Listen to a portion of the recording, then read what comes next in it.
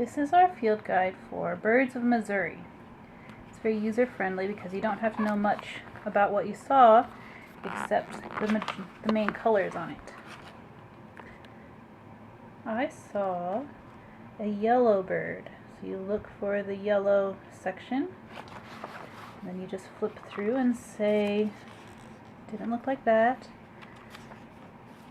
There it is. That's the bird I saw. Very simple to use. Then it has some interesting information, what part of the state it frequents and during what time of year, what it eats, its size compared to other birds in case it has a bird that looks similar to it, and then just some notes.